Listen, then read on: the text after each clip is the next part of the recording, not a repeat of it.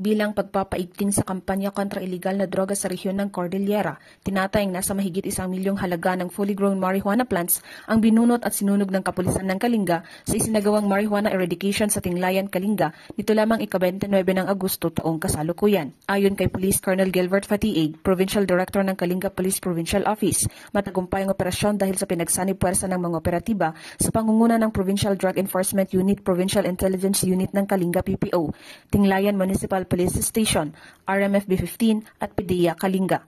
Nagresulta ang operasyon sa pagkakadiskubre ng isang plantasyon ng marijuana na may lawak na 270 square meters na may tanim na 5,400 fully grown marijuana plants na may 1,080,000 standard drug price.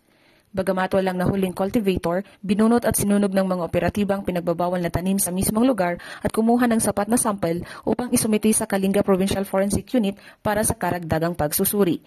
Ang matagumpay na operasyon ng kapulisan ng Kalinga ay patunay na kaisang pambansang pulisya sa pagpapaigting ng kampanya kontra iligal na droga bilang pagsuporta sa adhikain ng administrasyon para sa isang mas mapayapang bagong Pilipinas. Mula dito sa Camp Major Bado Dangwala, Trinidad Benguet, ako ang iyong PNN correspondent, Patrolwoman Jomalyn Kakanindin, alagad ng batas, taga-taguyod ng Balitang Pulis.